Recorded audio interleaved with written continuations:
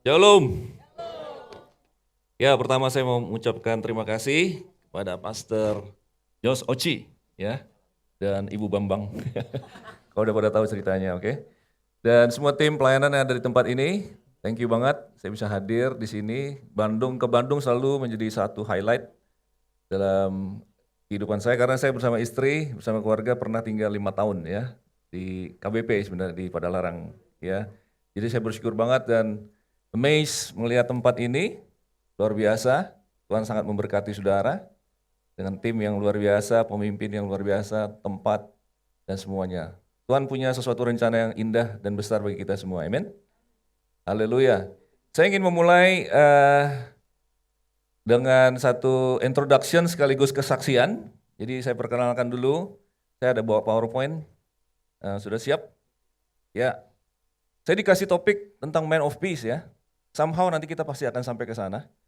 Tapi saya sudah siapkan satu PowerPoint untuk kita semua. Nanti kita lihat aja kita sampai di mana ya. Saya klik ke sini.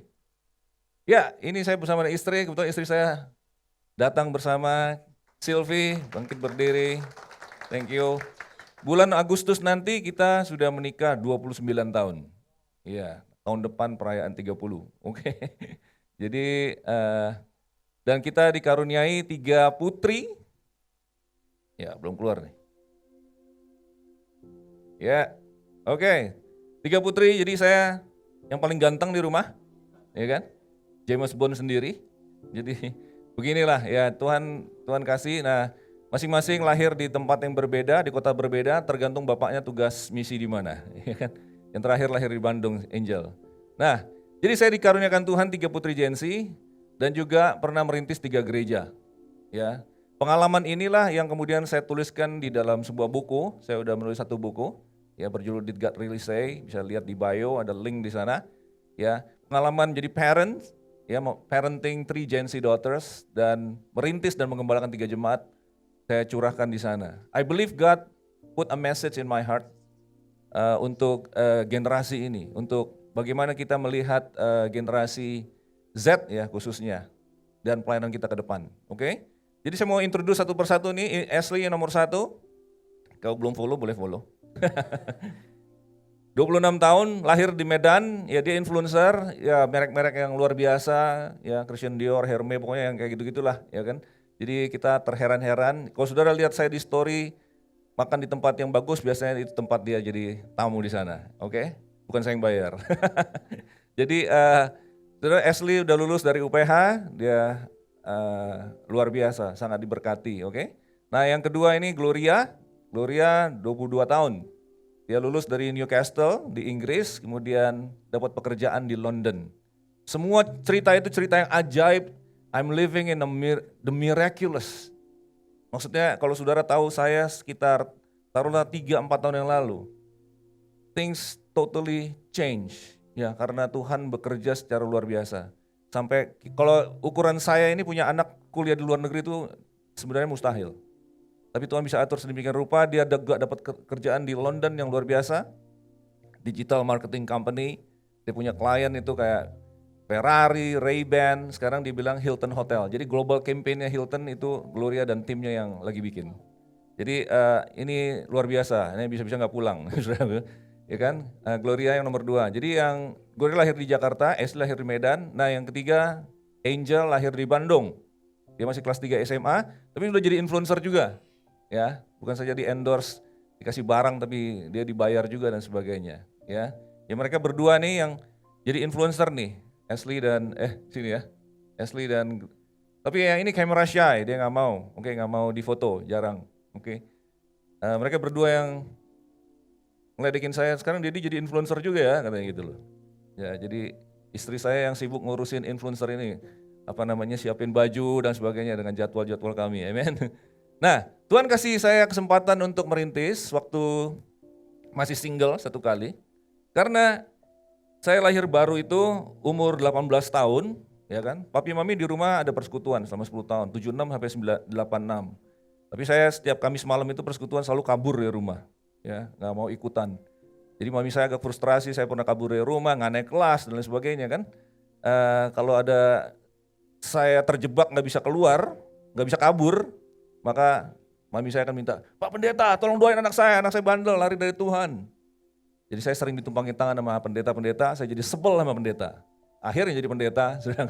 Nah jadi itu yang terjadi. Tapi kemudian Tuhan menjangkau saya dari sebuah persekutuan kecil, dekat rumah juga. Khotbahnya gak jelas, orangnya bukan orang terkenal, tapi waktu firman Tuhan sampai ke hati saya dijamah dan saya nangis dan langsung penuh Roh Kudus. Itu Desember 84. Nah 2 minggu kemudian, ada sekelompok pemimpin-pemimpin youth di Jakarta kumpul menyiapkan sebuah event besar di Jakarta yang kemudian saya baru tahu itu menjadi Kasih Melanda Jakarta Mei 87. Ya kan? Mei 85 maksud saya.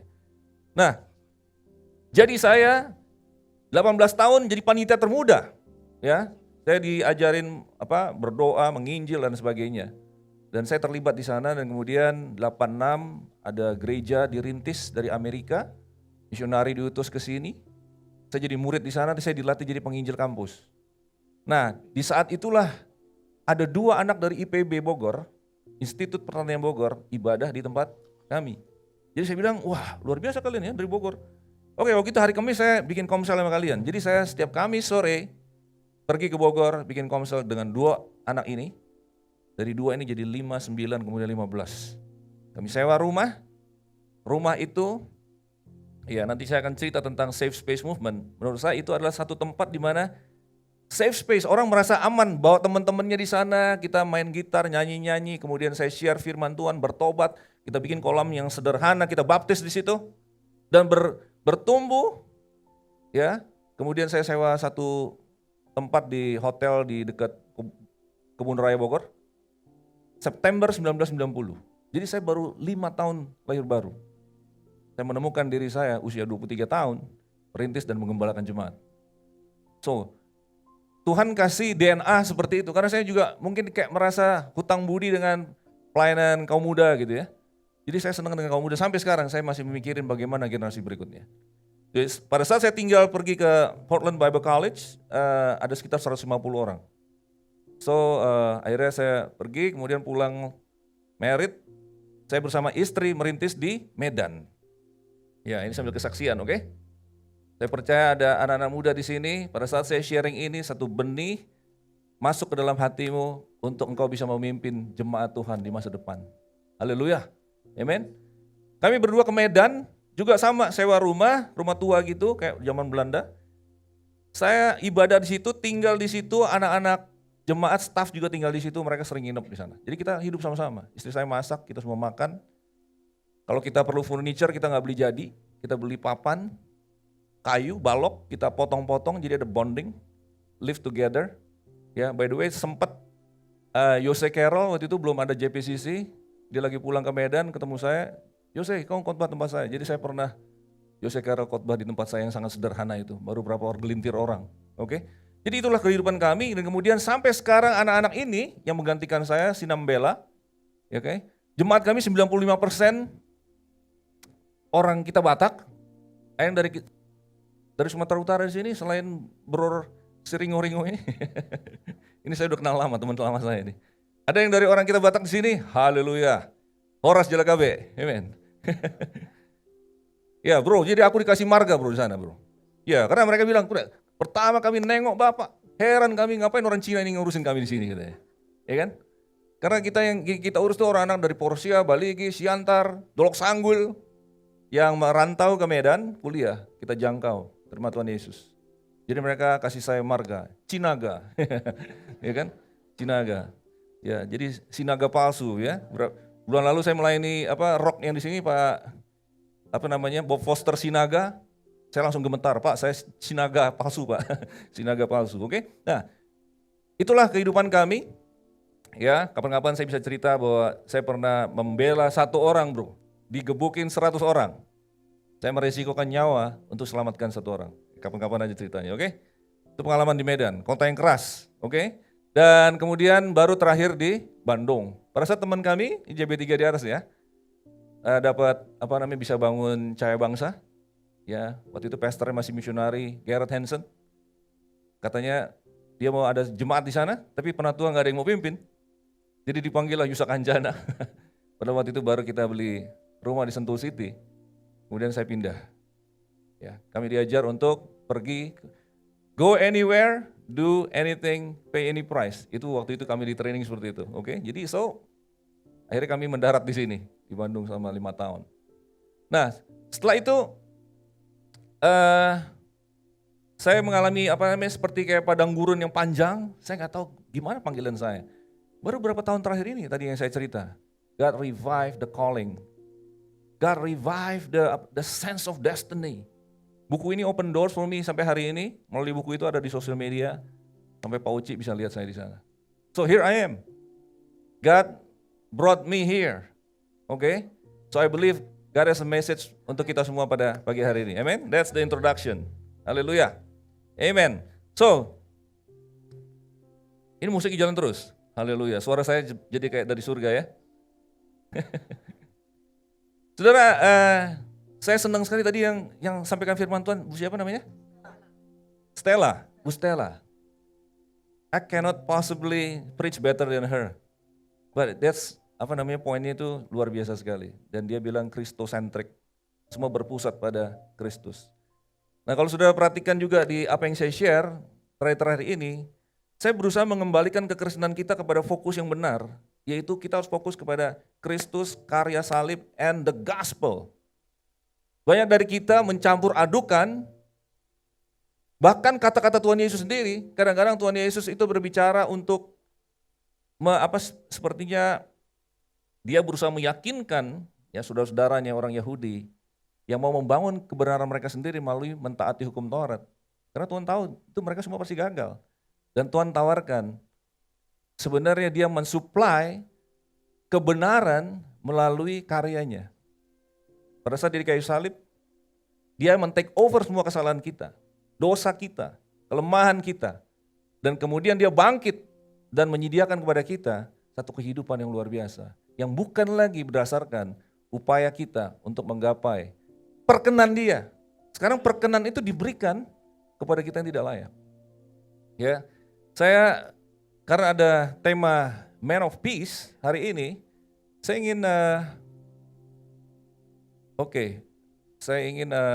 ada satu slide lagi setelah ini. Saya tadi salah. Saya klik dari sini ya.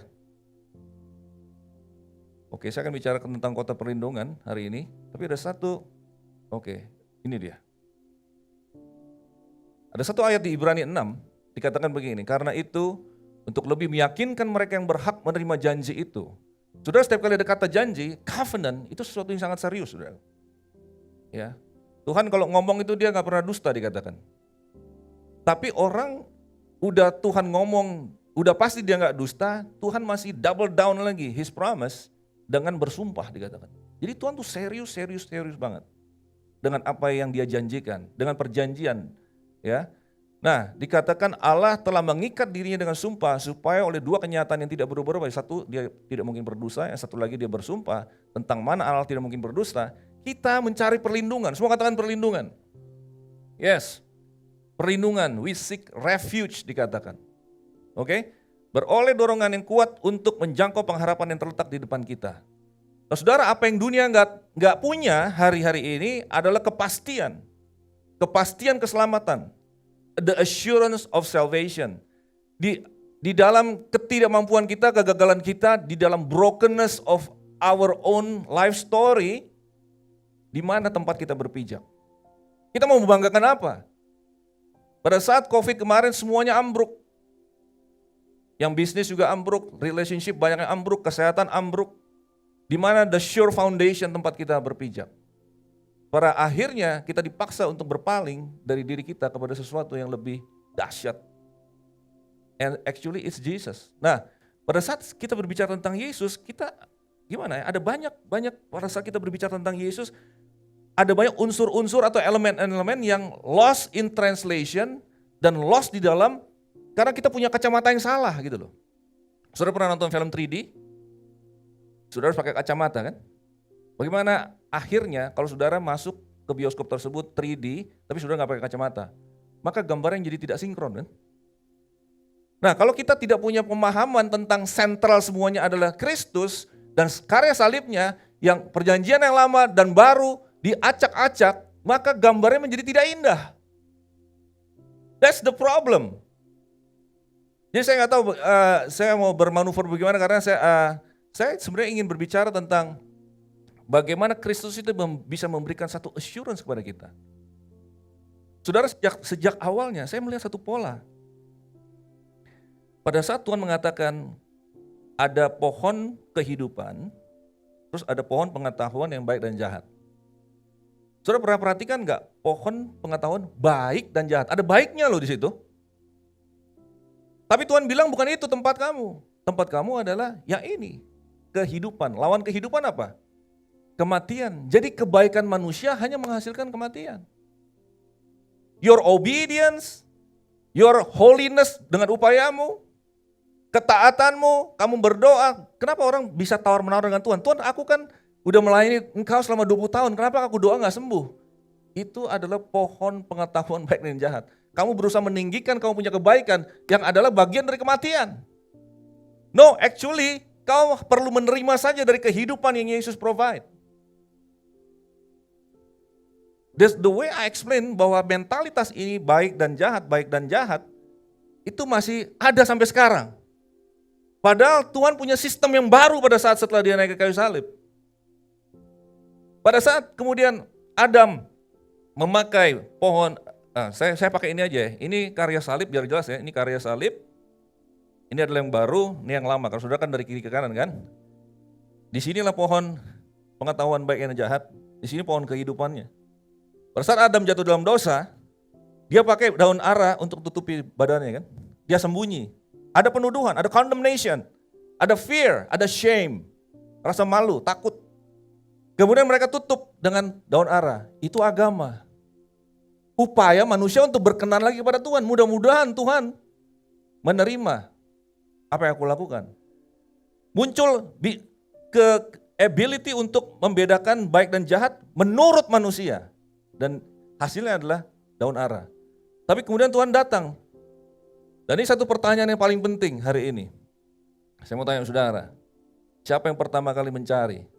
Tuhan mencari Adam atau Adam mencari manusia? Adam mencari Tuhan. Tuhan mencari Adam kan? Dan apa yang Tuhan lakukan pada saat Tuhan mencari Adam? Dia bilang, no, bukan daun ara, tapi kulit binatang. Kalau ada kulit binatang, berarti ada binatang yang disembelih. That's a prophetic picture about sang domba Allah yang akan datang ribuan tahun kemudian. Tuhan tetap punya satu cara. Kalau engkau mau approach aku, tidak bisa dari inisiatifmu kepadaku. Harus dari caraku untuk merekonsiliasi kamu. Harus dengan darah. Harus dengan kurban. Oleh sebab itu sebenarnya yang namanya kekristenan sampai sekarang harusnya adalah sistem perwakilan. Kita yang sudah gagal diwakilkan karena darah kita sudah tercemar dengan dosa. Kita tidak bisa tebus kita punya diri sendiri. Jadi harus ada pengganti. Penggantinya ini tidak ada urusannya dengan kita. Tidak ada urusannya dengan yang baik dan yang jahat. Tidak ada urusannya dengan seberapa kamu doa, baca Alkitab, kekudusan, ketaatan, memberi persembahan. Itu semua baik. Baik kan? Baik dan jahat. Tapi menghasilkan kematian tidak akan membawa kamu kepada Tuhan. Kalau kamu ingin disatukan lagi dengan Tuhan, harus melalui inisiatifnya Tuhan. Harus kurban. Akhirnya, the ultimate sacrifice is this. Sistemnya udah baru, sistemnya adalah ini, bukan yang baik jahat, baik jahat, baik jahat. Setiap kali saya mengatakan, Kristus, perjanjian yang baru. Ya tapi kan kita harus taat Pak, tapi kan kita harus hidup kudus Pak. Seperti saya menghina. Saya katakan begini, sudah tahu ayat yang berkata, kebenaranmu seperti kain kotor? Itu righteousness loh, bukan dosamu seperti kain kotor. Kebenaranmu, your righteousness seperti filthy rag dikatakan. Your righteousness ini, baik dan jahat, yang baik. Sudah tahu di dalam Lukas 15, anak yang hilang itu jual harta papanya, itu dia sumpahin bapaknya mati, oke, minta warisan pada saat bapaknya masih hidup. Itu adalah yang buruk. Pengetahuan yang baik dan jahat, dia yang jahat. Tahukah saudara, si sulung itu adalah the good sinner in the story. Bad sinner, good sinner. And yet both are sinners. This is the old system. Kebaikanmu, your righteousness, aku senantiasa bersama dengan Bapa, aku mengerjakan pekerjaan Bapa. Yes, but you are outside of the home. Bapaknya harus keluar untuk mencari dia. They both are lost. Dua-duanya ada di luar rumah. Jadi Tuhan menawarkan satu sistem yang baru. Di sini, righteousness itu dituntut dan mereka semua gagal. The best of the Old Testament people itu David, the man after God's own heart. He failed miserably. Tuhan bilang, oke, kalian semua gak bisa. I took over. Dosamu ditimpakan ke atasku. Now you just receive. Di sini kebenaran itu di-demand. Kamu harus, hukum Taurat kan mendiman kan?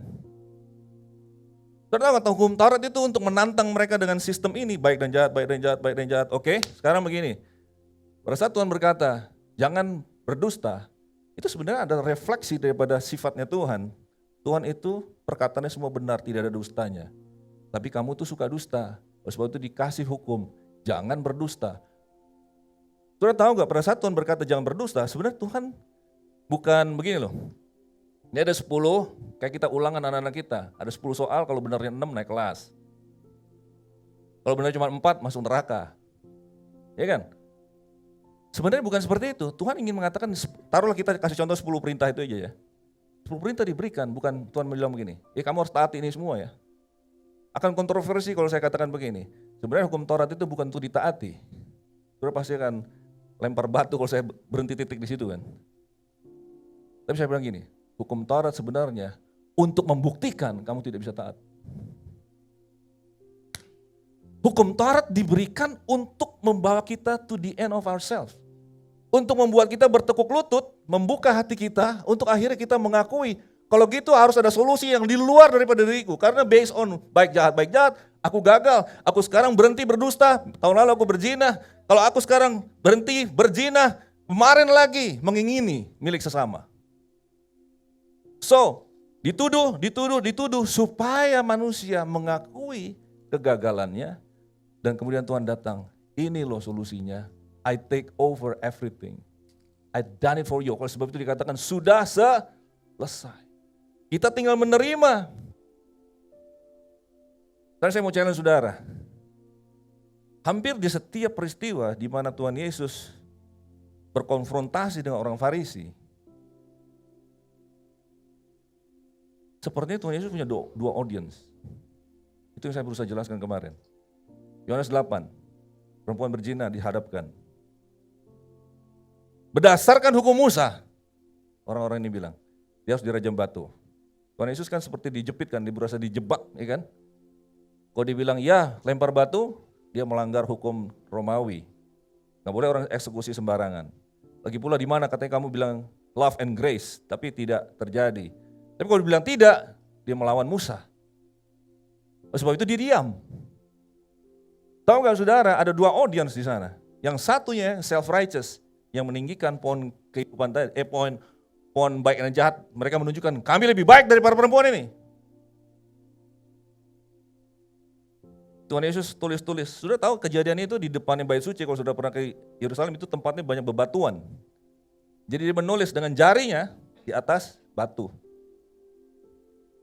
Kita harus lempar batu, berdasarkan hukum Musa. Tuhan Yesus diam.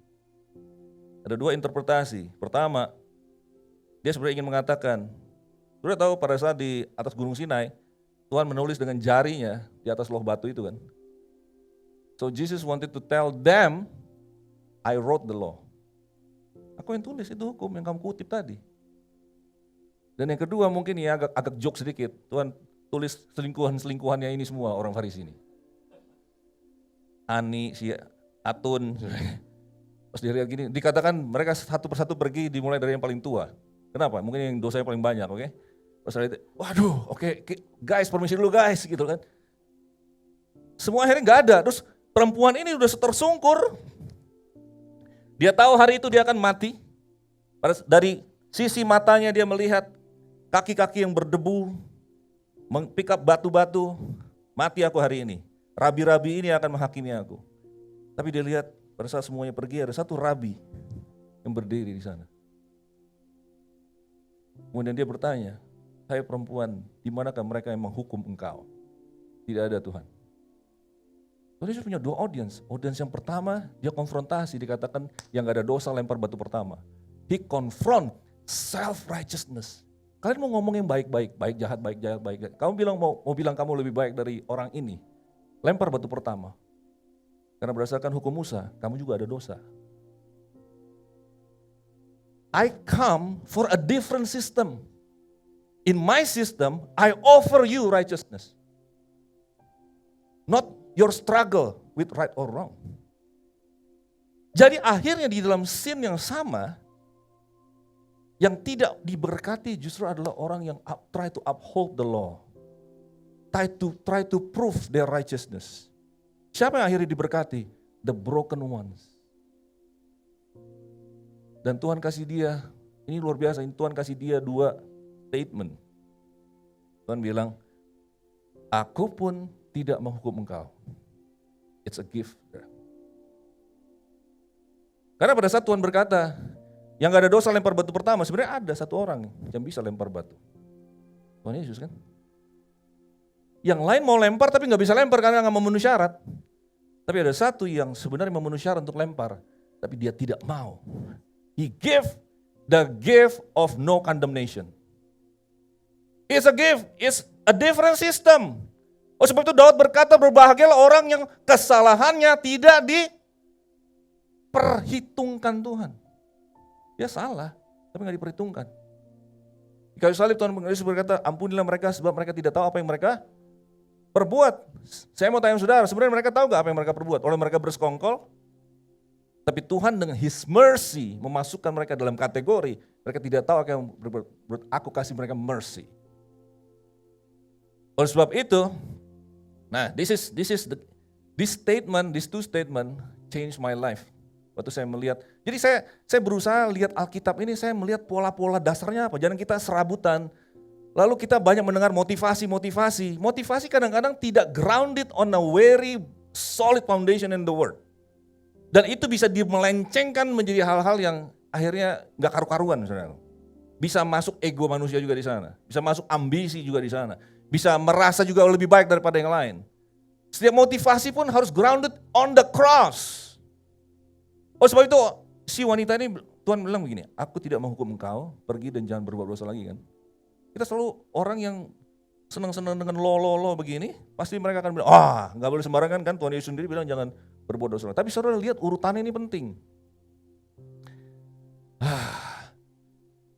Masih hidup semuanya? Jadi gak masuk-masuk ke PowerPoint-nya bro, gak apa-apa bro. Oke.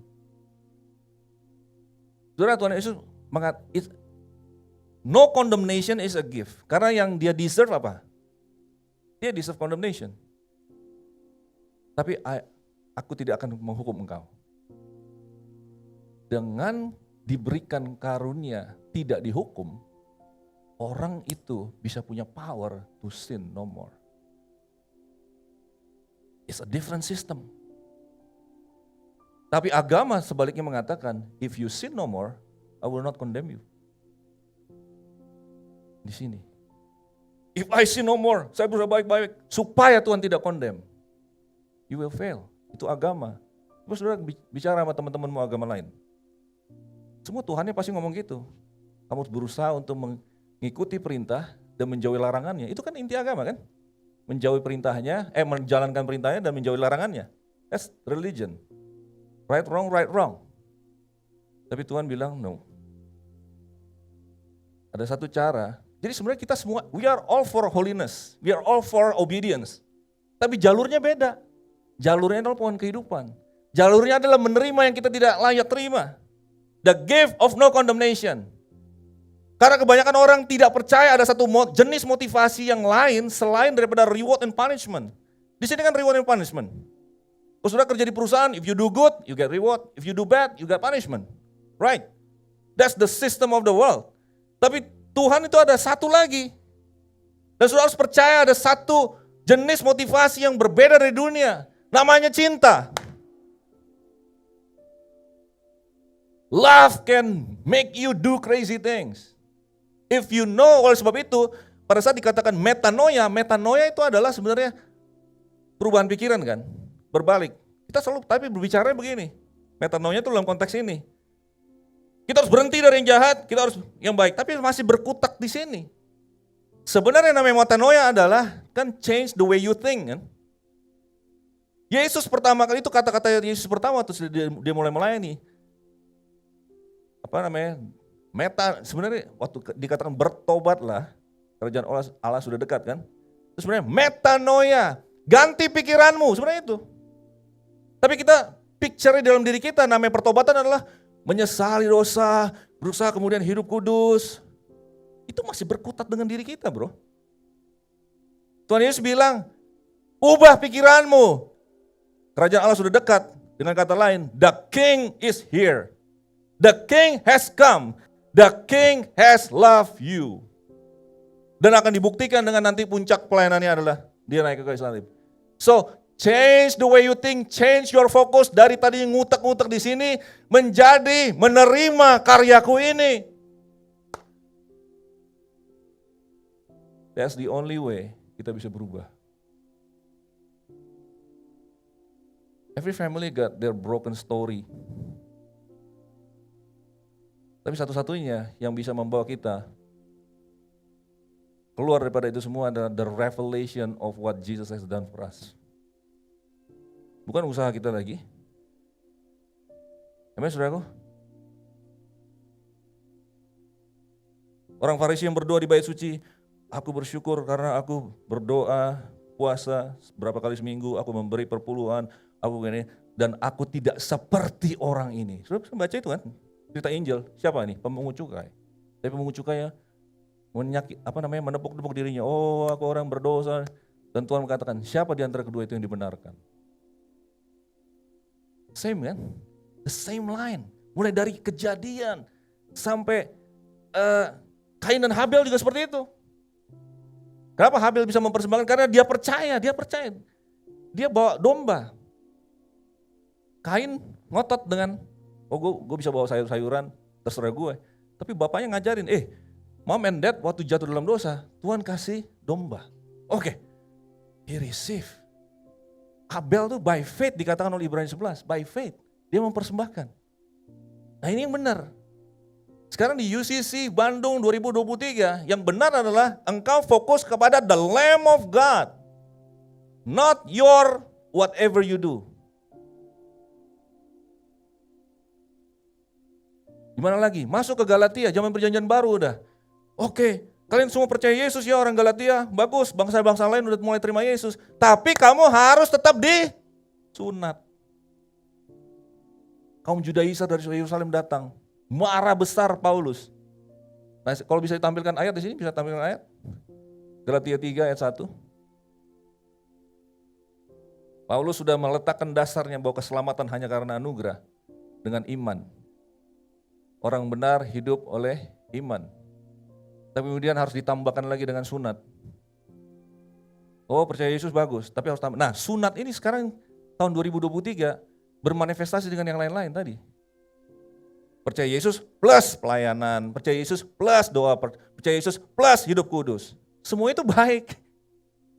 Tetapi jalurnya salah, bro, kalau itu kita jadikan plus sebagai syarat untuk menerima karunia Tuhan. Sebenarnya kita harus terima di dalam kuasa itu, maka akhirnya saya percaya orang yang sangat mengerti, terwahyukan kepada dia tentang karya salib, orang itu akan hidup kudus, akan taat, melayani, memberi persembahan yang besar, sayang pada keluarganya. Itu adalah buah dikatakan. Sudah tahu buah? Buah itu gak disuruh dipaksa-paksa. Sudah punya pohon mangga, sudah cekik-cekik, kamu harus keluarin buah. Dia akan keluarin sendiri. Kalau saudara tahu Kristus itu ada di dalammu, semakin besar pewahyuan itu, semakin banyak buah itu akan keluar. This is a new system. Oh, sebab itu Paulus sampai marah banget. Hai orang-orang Galatia yang bodoh. Siapakah yang telah mempesona kamu? Dalam bahasa Inggris, who has bewitched you? Siapa yang telah menyihir kamu? Karena ajaran-ajaran yang lain yang membawa kita kembali kepada kesini, kadang-kadang sering mengagumkan, saudara. But it's the glorification of the flesh. Aku hidup kudus. Aku baca Alkitab lebih dari yang lain. Aku melayani lebih. Somehow dengan semua kebaikan kita merasa lebih dari yang lain. Tapi kalau you truly know everything sumber dalam hidupmu adalah the cross. Pemahaman ini selalu akan membawa kita ini tidak berdaya dan tidak layak sebenarnya. Harus ada unsur itunya. Baru kemudian kita katakan, but Jesus can. And Jesus has power in me. So, the gospel story, gospel kan good news kan. But there's no good news without bad news. Kita nggak akan appreciate solution tanpa kita tahu the problemnya apa. So harus ada unsur itu dalam setiap hari kita bangun, the inadequacy of ourselves. Harus kayak gitu. Tapi kalau di sini, kalau sudah, gua ada pelayanan. Kenapa Tuhan gak sembuhin ya? Kenapa anak pangrok baru bertobat 1 minggu langsung sakit jantungnya sembuh? You are thinking in an old way system. Seakan-akan dengan Tuhan sudah transaksional. Tapi the cross mengatakan, Yesus kapan mati? 2000 tahun yang lalu kan? Semua yang dia mau kasih kepada kita itu sudah dikasih. Dan kita receiving in our brokenness, di dalam kekurangan kita, dalam kesakitan kita, dalam kebangkrutan kita, di dalam adiksi kita, we know we don't deserve anything, kita deserve punishment di hell selama-lamanya, but this Christ has done it for me, so I receive from him. Jadi oleh sebab itu, Paulus menganggap, dan ini menjadi juga, saya anggap misi saya setiap kali saya menyampaikan firman, dia berkata begini, bukankah, hai orang Galatia, bukankah Yesus Kristus yang disalibkan itu telah dilukiskan dengan terang di depanmu? Saya mau jadi goal saya, setiap kali saya naik ke mimbar, saya melukiskan Kristus Yesus yang disalibkan itu dengan terang di hadapan audiens saya. Because that's the source of power. That's the power of the gospel. Not glorifying the flesh. Amin, saudaraku? Haleluya. Kok saya jadi marah-marah nih? Saya orangnya baik kok, saudaraku. Amin. Kalau orang Batak, khotbah semangat, sulit dibedakan. Itu urapan atau marah-marah, saudaraku. Amen.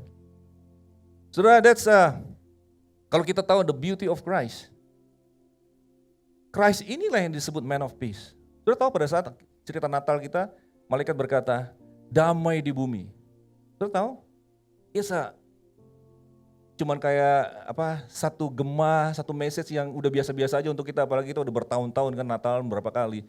Udah berapa kali Natalan? Saya udah 50 kali Natalan, oke? Lebih. But actually God is declaring, tadi kalian di dalam old system ini, kalian udah kacau semua, Israel udah dibuang, Yerusalem hancur, nabi-nabi palsu ada banyak, dan mereka semua tidak setia. Sudah lihat di hakim-hakim mereka selalu murtad lagi, Tuhan kirim lagi penyelamat lagi, hakim-hakim yang baru lagi murtad lagi. Oke. Now peace. Let me take over. Let me change the game. Now it's not about you anymore. Now it's me. Itu maksudnya damai sejahtera di bumi. Mulai sekarang the king of peace, the man of peace, dia sudah datang di sini. Let's change the system. Let me take over. Nah sekarang setelah dia ada di dalam kita, we become the man of peace. Tapi bukan karena kitanya hebat, but the man of peace manifest himself through us. Nah, kayaknya kalau saya nggak sampai ke sini nggak apa-apa. Ini waktunya berapa menit lagi? Berapa menit lagi? Kira-kira? 15? Oke. Jadi back to the PowerPoint coba kalau bisa. Oke, balik ke yang tadi. Nah, saya percaya saudaraku ada satu provision dari Tuhan. Ya. Mengenai kita ini, saya percaya gini loh, apa yang Tuhan kerjakan di dalam kita, itu akan mentransformasi kita. Kemudian setelah itu, message yang Tuhan kerjakan dalam hidup kita menjadi satu message yang dilihat orang lain, itu jadi berkat. Itu sebenarnya. Bukan kebaikan kita, tapi transformasi yang salib lakukan kepada kita, kemudian ternyata bisa memberkati orang lain. Begitu kira-kira. Tapi kitanya seperti tadi, seperti yang Stella katakan, we have to be passionate about this Christ. Our passion about this Christ menjadi seperti madid, menjadi seperti banyak bercak-bercaknya menjadi gak jelas karena ada message yang lain gitu loh. Seperti tadi saya katakan, jadi gambarnya nggak indah, ya kan? Tapi sebenarnya, saudara tahu pada saat orang dua murid di jalan menuju Emmaus, depresi, disorientasi, mereka nggak tahu Tuhannya mati, katanya bangkit, tapi mereka nggak bisa percaya. Tuhan Yesus muncul kan, Tuhan Yesus jelasin. Terus Tuhan Yesus bilang, semua all the scripture itu sebenarnya tentang aku. Jadi I believe the Old Testament itu semua all about Christ. Gambar Kristus, bayangan Kristus, di balik nama-nama, di balik story-story. Ya, video saya yang paling sampai 700.000 lebih view-nya itu adalah my story about Mephibosheth. It's a beautiful gospel story tersembunyi di Perjanjian Lama. Jadi kalau ngelihat Perjanjian Lama, saudara harus kulik-kulik. Ini Injilnya di mana? Ini Kristusnya di mana dalam cerita ini? Jangan langsung saudara, karena ada ini gak boleh meraja-raja, berarti gak boleh tato. Ini kan gak nyambung sebenarnya saudaraku. Jadi kita jadi menghakimi orang yang tato misalnya sekarang. Nah, saya gak ada tato, oke? Saya gak lagi bela diri atau apa. I don't want any of my daughters juga tato. Tapi saya cuma bilang, jangan ambil ayat Perjanjian Lama dikasih beban kepada orang Perjanjian Baru. Harus disaring di salib. Apa yang Yesus lakukan melalui gambar itu? Nah, kemudian apa yang Yesus provide kepada kita di sini? Maka itu menjadi beautiful story. Kalau enggak, kalau yang dari sini ditaruh ke sini, jadinya gambarnya kacau. Kemarin banyak yang langsung menyerang saya pada saat saya katakan doa Bapa kami itu ada satu elemen. Pada saat Yesus mengatakan ampunilah kami akan dosa kami seperti kami mengampuni. Saya bilang itu Perjanjian Lama mindsetnya, dan Yesus itu sebelum the cross, Yesus itu masih di Perjanjian Lama. Banyak banget yang protes itu kan. Tapi coba saudara renungkan dulu, jangan lempar batu dulu saya bilang, oke? Bahwa setelah Perjanjian Baru, kalau rasul-rasul berkata tentang pengampunan, selalu dia bilang ampunilah seorang kepada yang lain seperti Kristus telah mengampuni. Jadi Kristus telah mengampuni kita duluan, my brothers and sisters. Dari sanalah ada power untuk kita bisa mengampuni. Tapi di zaman Perjanjian Lama, mengampuni orang lain menjadi syarat bahwa Tuhan akan mengampuni. So ini kan two different system. Oke? Karena dosa saudara semua sudah diampuni. It's a good news, kok gak ada yang bilang amin? Tuhan Yesus mengatakan kepadamu seperti wanita itu tadi. Aku tidak menghukum engkau. And it's good news. Tapi pemahaman kita terhadap itu justru yang menyebabkan kita menjadi hidup kudus. Karena kasih itu adalah power to motivate us from the inside out. Kita menjadi kudus bukan karena diancam-ancam. Kalau lu gak jujur, bisnis lu bangkrut lu. Itu the law. Tapi di sini, saudara tahu kok orang mencuri akarnya adalah tidak percaya. Kalau saja dia percaya, besok Tuhan bisa kasih mujizat, dia gak akan mencuri hari ini.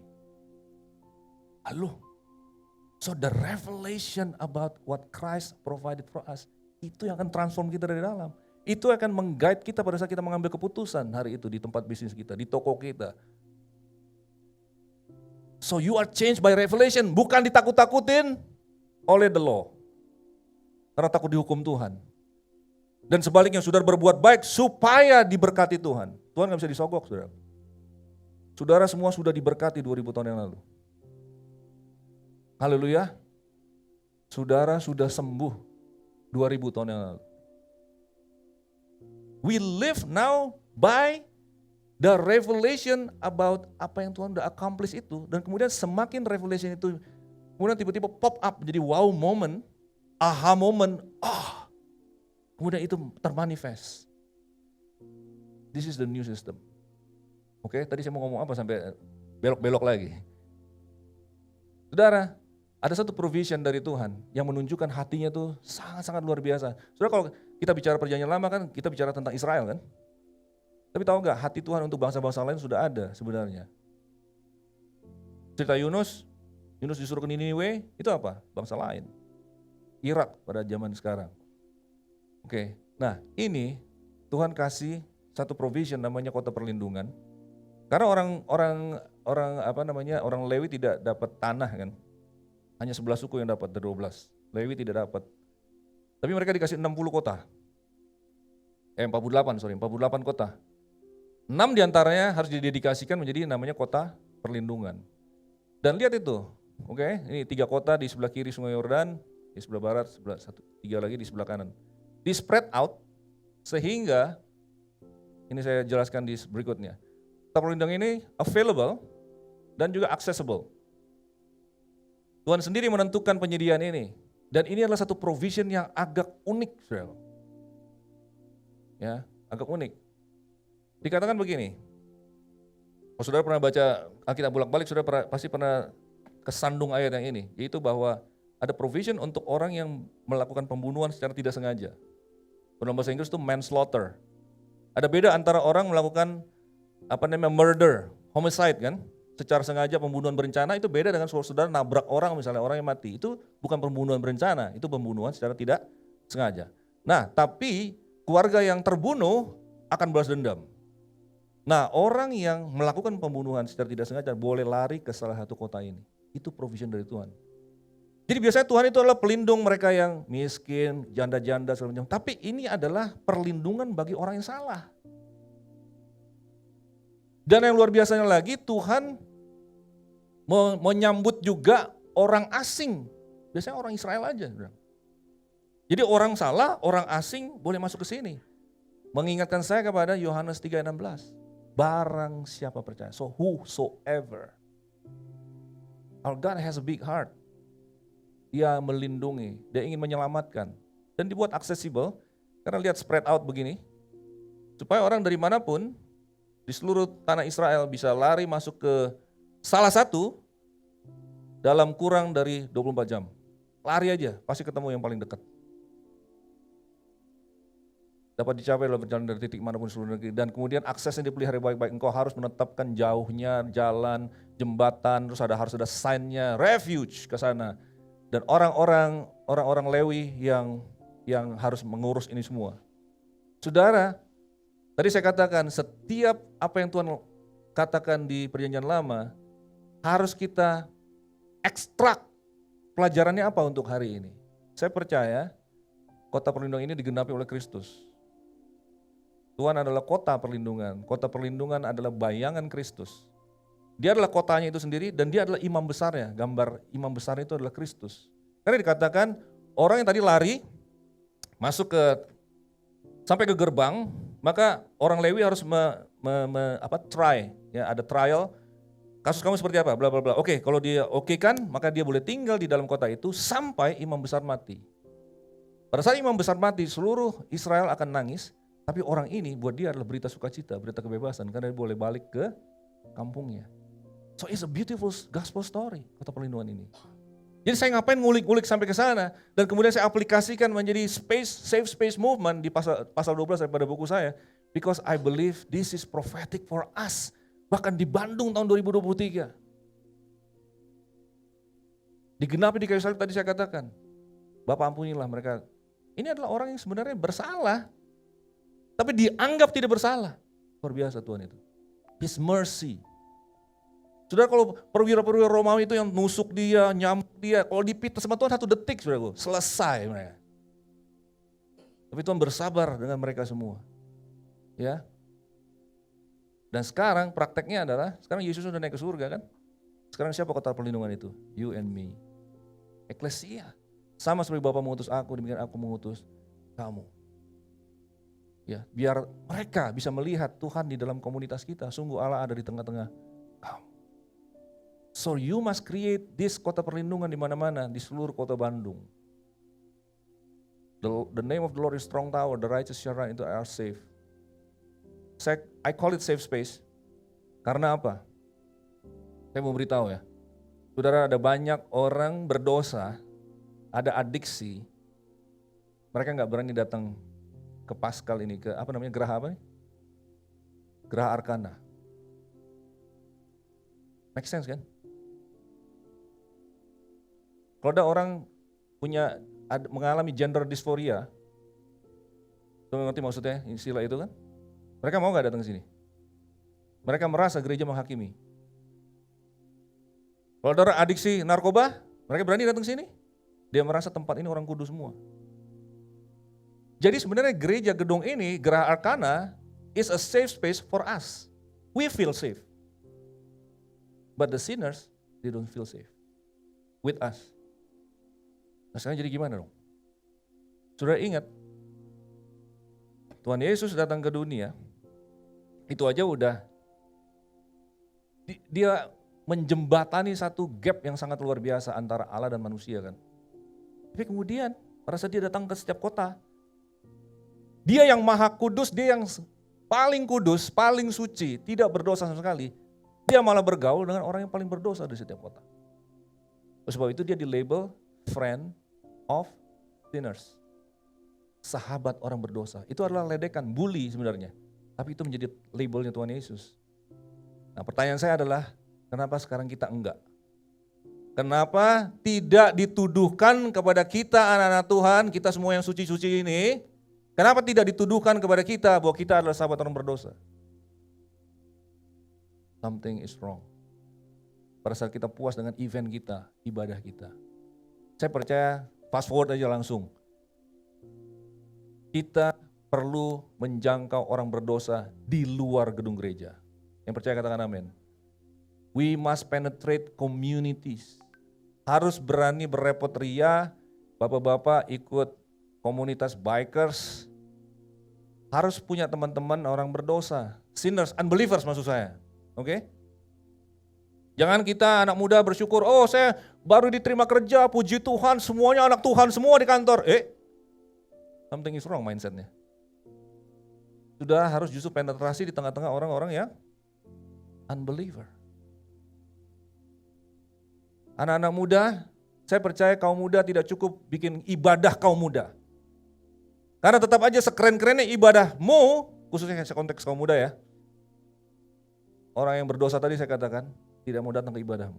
Kamu harus menyambut bola di luar sana. That's what I mean by safe space. Believe it or not, saya percaya ini akan menjadi sesuatu yang happening yang baru 5 tahun, 10 tahun dari sekarang. Bahwa kegerakan Tuhan itu bukan di dalam gedung gereja, tapi ada di luar gereja. I'm not against ini ya, saya kalau diundang juga masih tetap ke sini, oke? I'm a local church pastor, saya akan dukung, saya tetap bicara, but saya ingin menggelitik, merangsang saudara, memotivate saudara untuk menjangkau yang di luar. Kalau kita ini sebenarnya gini-gini, quietly in our hearts, we harbor a secret desire untuk menjadikan gereja kita sedikit lebih keren daripada gereja sebelah. Sehingga pertumbuhan kita terjadi adalah transfer. Halo? Jadi siapa yang mikirin orang-orang di luar sana? Tuhan kasih konsep ini, kota perlindungan. I have to go out there. Kali ini saya percaya movement yang di luar sana diorganize oleh gereja. Gitu dong, kita kan orang gereja. Kita dong yang harus organize itu. Kita harus train our young people menjadi leaders. How to start spiritual conversation dengan orang-orang di sana. I was trained like that waktu saya tadi di Bogor apa segala macam. Saya pergi kampus-kampus, saya masuk ITB, hampir di semua kota-kota yang saya pergi. Erlangga, Udayana. Kalau di Jakarta ya Trisakti, Untar. Di kampus saya sendiri, saya di UI, di FISIP UI, saya pernah ke Universitas Teknik. Saya nginjilin orang pakai traktat waktu itu saya. Total stranger. Yang lagi duduk-duduk sendirian itu korbannya saya itu. Oke? So, sekarang skill itu hilang. Kita membuild satu event youth ministry, teman anak-anak kita semuanya jago event. Main musik, gak ada salah dengan main musik, gak ada yang salah dengan lighting apa semua, tapi harus ditambah sekarang yang di luar. Saya memprediksi nanti saudara punya youth di dalam gedung ini di Geraha Arkana, misalnya ada 200, di luar ada 1000. Tapi semua itu anak-anak saudara, anak-anak rohanimu. That's safe space movement. Haleluya. So Pak Uci, this is my heart. Saudara lihat ini, kita ini kayak gini nih sekarang nih. Oh haleluya, kemenangan terjadi di sini. I'm for it. Oke, kemarin baru cerita Pak Uci juga baru tahu. Saya tulis lagu Ku Kan Bangkit itu saya tulis. So I was a song composer juga. I'm for kita punya ibadah. Tapi di luar sana ada ads. Salah pencet. Di luar sana ada yang kayak gini kan. Dan tidak ada irisannya. Kita sendiri, mereka sendiri. mereka tidak akan pernah menapakkan kaki di sini. Sehebat-hebatnya auditorium saudara. Ini semua karpet-karpet ini. Jadi untuk siapa? Untuk saudara, untuk anak-anakmu, untuk saudara nyaman. Not for them. Mereka gak akan masuk ke sini. Kota perlindungan atau safe space itu adalah irisannya. Let's create safe space. Di mana mereka merasa safe, bukan kita yang merasa safe. Harus kali ini giliran mereka yang merasa safe dengan kita. Enggak dihakimi. Orang yang aneh, cowok jadi tampangnya kayak cewek, F-word keluar, dirty word semuanya, cursing. Let them feel safe with us. Nanti mungkin setahun dari sekarang, Tuhan ubahkan mereka. Orang Kristen, orang belum percaya. Safe space, irisannya. The big revelation is, yang biru ini keterbatasan saya punya paper, oke? Yang biru ini, millions. Kita ada berapa di sini anak muda? Taruhlah 100. Di Kota Bandung yang biru ini, millions. Dan gak pernah ada irisan. What a tragedy. Kristus sudah naik ke surga. Eklesia, you are my safe space. But you don't do anything. Kita harus menciptakan irisan, my bro. Kita harus masuk ke komunitas sports, bikers, futsal, badminton. Yang suka arts, ayo breakdancer, musisi. Ayo kakak-kakak, koko dan cici di sini, kasih les-les gratis sama anak-anak. 5 menit terakhir kalian bilang, adek kalau mau pulang silakan pulang, tapi 5 menit terakhir koko mau share sedikit. Kalau mau stay, koko akan share. You share the gospel. Matematika, fisika, ke Geraha Arkana. Silakan 1 hari ke tempat ini semua jadi tempat les-lesan, gratis. Kalau mereka perlu income, oke, businessman sekarang. Pak Uci akan match. Businessman mau support gak? Ini anak muda kita, dia akan kasih kelas gratis. You pay him. Mission. Profesional, pemilik UMKM yang jago, udah sukses di Shopee, ayo training ibu-ibu yang lain. Ibu-ibu yang suka jemput sekolah, ada nganggur-nganggur 30 menit daripada gosip, you share the gospel. Semua bisa dijadikan hal-hal seperti itu. Amen. Yang edik terbelenggu adiksi, kita ada beberapa yang kita harus training anak-anak kita, para counselor. Ya, ini ada special skill juga untuk ini, but we can do many things. Tapi jangan kita main-main dengan cara lama, yaitu ini gereja, ini dunia, terpisah, gak ada irisan sama sekali. Jadi saya mempropose, kita punya kebaktian minggu kan, ini kan kita harus jalan terus. Kita juga punya kelompok sel, tapi sorry to say, kelompok sel seringkali menjadi ibadah yang dipindahin ke rumah. Dan atmosfernya adalah pemeliharaan aja. Akhirnya kita ketemu 4L. Lu lagi. Minggu ketemu lu, di rumah ketemu lu.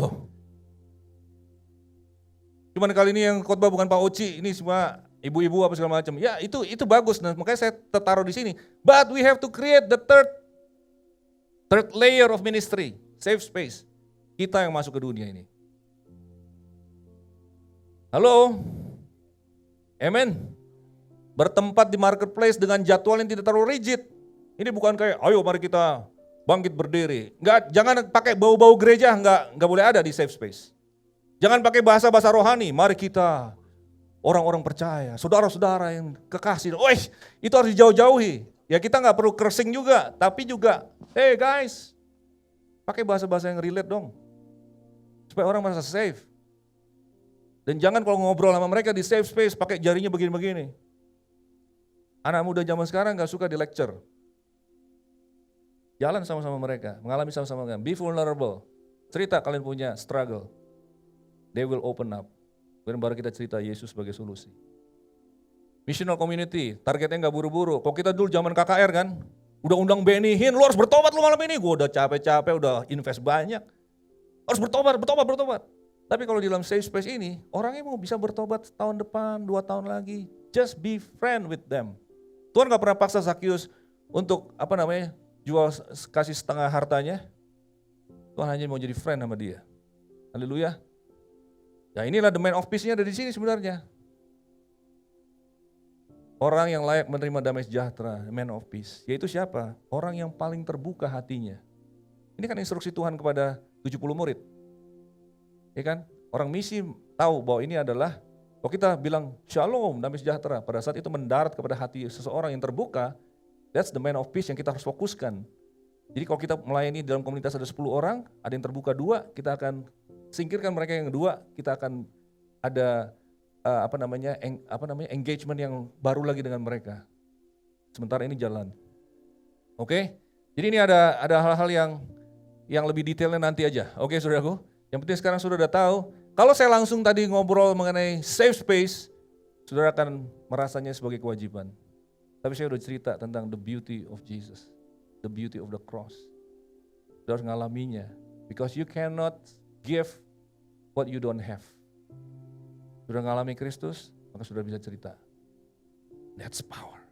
Saya mau ada gelombang baru, revival in a new way. Kali ini ya itu, bukan di satu tempat, tapi ada di mana-mana. Dilakukan oleh seluruh the body of Christ. Dilakukan oleh anak-anak muda kita. It's not impossible. Saya sudah melihat beberapa melakukannya dan beberapa melihat buah-buah bahkan kepada sepupu kita. Ada yang menerima Kristus dengan cara seperti ini. Kasih ngeles-ngelesan gratis. Akhirnya mereka jadi kakak yang very dear. Apa-apa diputusin pacar, cerita sama kakak ini.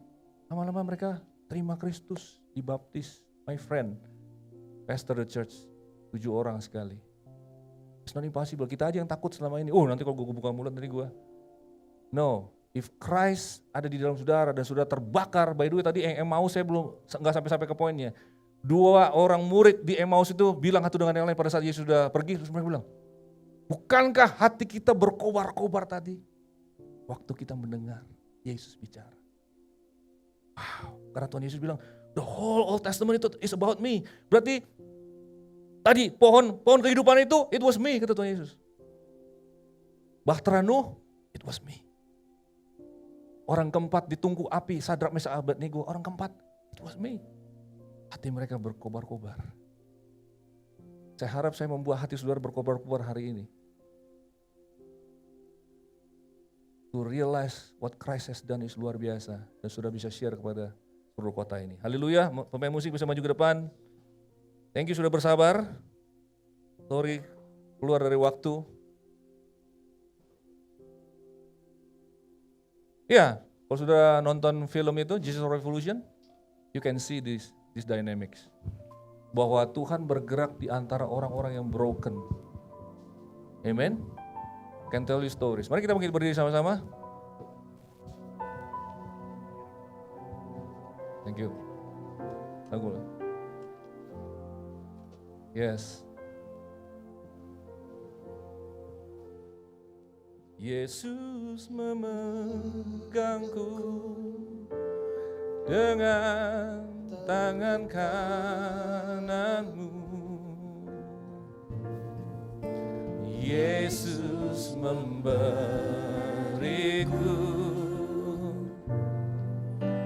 kemenangan.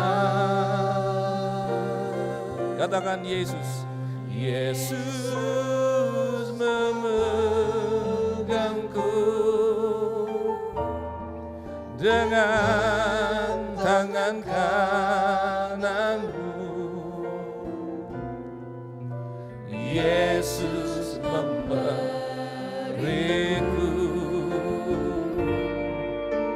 kemenangan. Katakan Yesus. Yesus memegangku dengan tangan kananmu. Yesus memberiku kemenangan, kemenangan. Yesus memegangku dengan tangan kananmu. Yesus memberiku kemenangan. Saya ingin berdoa untuk saudara. Mungkin selama ini saudara capek memegangi tangan Tuhan Yesus. Dengan semua kewajiban yang kau pikir kau harus lakukan. Hari ini melalui firman Tuhan, Dia menawarkan, bagaimana kalau aku yang memegang tanganmu? Tanganku jauh lebih powerful daripada tanganmu. Kemampuan aku untuk memelihara engkau jauh lebih powerful dibandingkan kemampuanmu sendiri untuk menjaga dirimu. Maka hari ini, biarlah kita tanggalkan semua kefrustrasian kita dengan upaya kita sendiri. Kita boleh berpaling kepada the cross, karya Yesus yang sudah sempurna bagi kita semua. Saya percaya saudara semua akan diberkati, saudara akan dikuatkan, saudara disembuhkan, saudara akan dibuat Tuhan melayani, menjadi orang yang murah hati, dan saudara akan menjangkau orang-orang pada saat saudara tahu Tuhan Yesus memegangi tanganmu. Kau aman di tangan Dia. Dan hari ini berdoa, saya berdoa Tuhan memeluk saudara satu persatu bahkan. Menghibur engkau, menguatkan engkau, dan mengatakan, I love you my son, I love you my daughter. Makasih Tuhan, aku ingin berdoa untuk setiap saudara-saudariku di dalam jemaat ini UCC Tuhan. Hari ini mereka, pewahyuan tentang Kristus dinyatakan di dalam hati mereka. Dan mereka semua di-empower Tuhan untuk itu. Terjadi transformasi Tuhan. Bahkan mereka punya hati dan punya api yang baru untuk menjangkau jiwa-jiwa. Tuhan, Kau luar biasa bagi kami Tuhan. You have brought us this far. Sampai ke titik ini dalam hidup kami, Kau telah memberkati keluarga kami, anak-anak kami, bisnis kami Tuhan luar biasa. Dan Tuhan Kau akan menjadikan UCC ini satu alatmu yang luar biasa untuk kota Bandung. Di dalam nama Tuhan Yesus beri sorak kemuliaan bagi Tuhan kita. Yesus, haleluya. Katakan Yesus memegang tanganku. Tangan. Haleluya.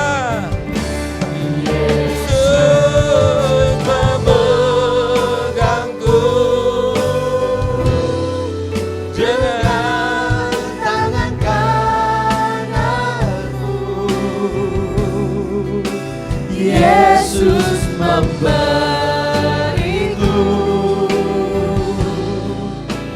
kemenangan. Yesus memegangku dengan tangan kananmu. Yesus memberiku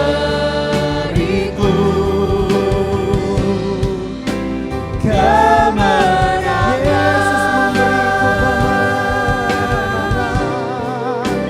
Yesus memberiku kemenangan.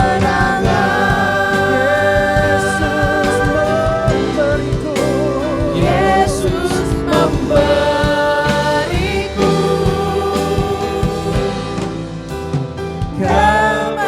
Berikan syukur yang terbaik, berikan sorak-sorai yang terbaik buat Tuhan. Semua yang percaya bahwa semua telah diberikan oleh Tuhan untuk kita kembali mengerjakan misinya, hatinya. Terima kasih Bapak buat kebenaran firman-Mu pagi hari ini. Kami percaya, yes, kami diingatkan kembali panggilan kami Tuhan. Untuk kami boleh menjadi agen-agen perubahan Tuhan. Untuk kami boleh menjadi suratan yang terbuka Tuhan.